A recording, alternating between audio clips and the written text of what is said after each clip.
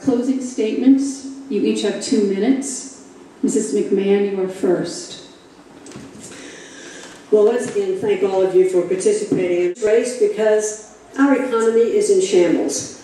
People are out of work. Families are hurting. Nest eggs are devastated. And there aren't enough people in Washington that know how to create jobs. And I want to make sure that the American dream is here for my grandchildren and for more generations to come. I'm a mother, I'm a grandmother, I'm a wife. I've struggled building a career while raising a family, and neither job was easy. I've known lean times, and I've known prosperity. I've been the CEO in a tough business, and I've made tough decisions. The choice in this election on November 2nd are absolutely clear. Mr. Blumenthal has been a lifelong politician and in government all of his life. I'm a businesswoman that's created over 500 jobs here in our state. He wants to grow government. I want to grow the economy, and they both can't grow at the same time. He wants to raise taxes. I want to keep taxes low and keep the money in the hands of our families in Connecticut and businesses that do create jobs. We have to change the direction our government is taking our country. We absolutely must incentivize small businesses so the jobs will grow in the private sector. You know, I have spent the past year traveling around our state, talking to many of you almost on a daily basis. And I have learned that there are many of you who are hurting. And as a senator, I want that young mother with 2 children who was widowed as a result of the Afghanistan war and fighting for her benefits. I want the veteran fighting red tape. And I want the teacher struggling for innovation to know that they have a champion, and for our seniors to know that they will be protected. This is the greatest country on earth. The opportunity here abounds. We just have to write the course.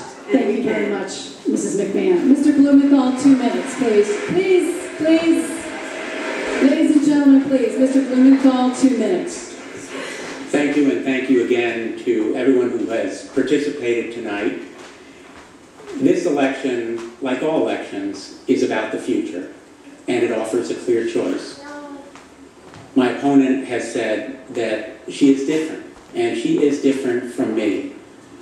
I am proud of having devoted my life to helping people through public service. I'm proud of having helped Kathy Platt when her business at Alderman Motors was about to be shut down by General Motors, and we saved those jobs. I'm proud to have stood with Billy Clark when his jobs and hundreds of other jobs at Pratt & Whitney were going to be shipped abroad or ended illegally, and we stood side by side. And I'm proud of having stood with Laura Austin when her insurer was going to stop providing the baby formula that she needed.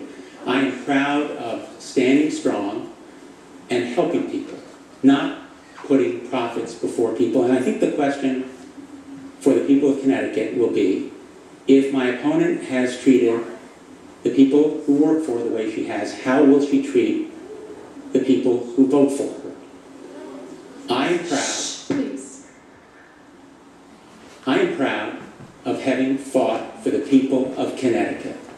And you don't need to simply listen to me, look at my record of action. If I were United States Senator, I would have opposed the bailout because it did too much for Wall Street, not enough for those small businesses that really need help.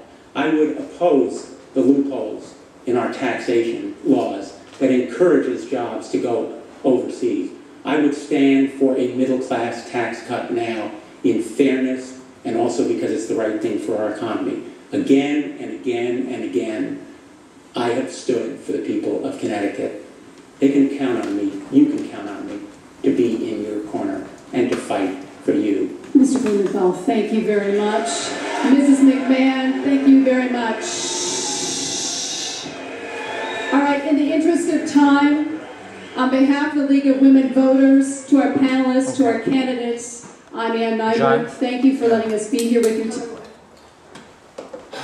Well, you know it and I know it. We're facing a lot of big problems, and the system is broken. The U.S. Senate doesn't function anymore. Mark Shields on the NewsHour recently said that the average Republican senator could pass the average Democratic senator on the street and they wouldn't recognize each other. There's that little interaction across the aisle. They're not solving our problems. They're playing games of gotcha. They're afraid to give each other any credit at all for any good ideas. And this is why we need leadership and real change in our political process.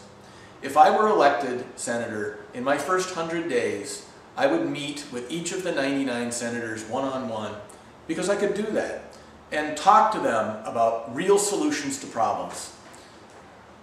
Let's be realistic. I know I'm not going to win this year, but I have a goal of getting 1/10 as many votes as either of these candidates, spending less than 1,000th as much per vote. I'm going to be around after November. This is a long-term plan to rebuild our democracy and to bring sanity to our government. We're going to build a major third party, the independent party in Connecticut over the next 10 years. And if we can show them that people will vote for the best candidate instead of the candidate with the most money, or just automatically vote for whichever party you associate yourself with, we will build something starting now. We will build momentum. Don't be a good Democrat and automatically vote for all the Democrats. And don't be a good Republican and automatically vote for all the Republicans. Think for yourselves and be an independent. Now, I'd like to talk a little bit about some issues that weren't brought up. First, I'll answer that question about cap and trade. I teach energy policy, and we don't have a national energy policy. I present one on my website. Greenhouse gas emissions and global warming is a serious concern. If CO2 levels continue to increase in the atmosphere, the laws of physics say that the radiation from the sun, more of the radiation from the sun, will be kept in the Earth's atmosphere and temperatures will increase. That's indisputable. What's disputable is what the risks and costs will be. And again, I don't have enough time to go into the great details, but what we have to address is coal use. We have about 100 years of petroleum and 100 years of natural gas left, and we're going to use it all. The economic momentum is such that we're going to use all the oil and natural gas. We have thousands of years of coal left, and coal has an extremely high percentage of carbon. So that's what we have to wrestle with. How can we maintain our energy supply and reduce greenhouse gas emissions from coal?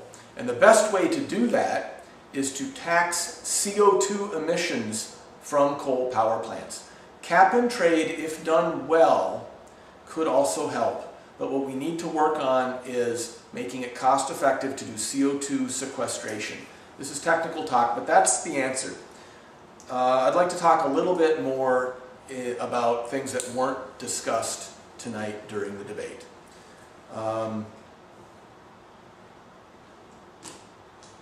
I'm talking about reducing unemployment, which I've already talked about tonight. I'm talking about protecting us from another mortgage crisis and dealing with the too big to fail problem.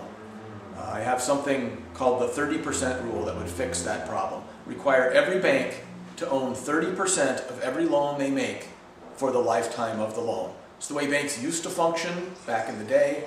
That's all we need is for them to have ownership of each mortgage that they give, so they don't bundle them up and sell them and wipe their hands of it, and you understand.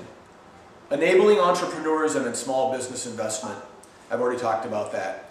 Implementing intelligent and honest policy in Afghanistan and bringing our troops home from the Middle East. I opposed President Obama's plan to increase our troop levels to 100,000 in Afghanistan. I thought it didn't do anything for our national interests there, which are to prevent Al-Qaeda from a resurgence and from implementing training camps for terrorists that could attack us at home. I go into great detail about that on my website. Rebuilding our cities. I have a 21st century Marshall Plan to do that. And without an educated and effective workforce, we will not grow our economy. Ending corporate ownership of our government and ending corporate citizenship through a constitutional amendment. Implementing real health care reform with cost control, as I mentioned. Fixing our ridiculously complicated tax system and addressing tax fairness. Small businesses, on average, pay someone 56 hours to do their tax form. And that does not take into account all the time, all the bookkeeping time. Our tax code is ridiculously complicated, and it has ridiculous loopholes for the wealthy. We can fix that. We can end the AMT, and we can end the marriage penalty, and simplify our tax code, and that would stimulate our economy. Dealing with immigration in an honest and humane way. Implementing intelligent drug law reform. 3% of our population is in the criminal justice system. That's 7 times the rate of Canada and 5 times the rate of any other developed country. It's insane.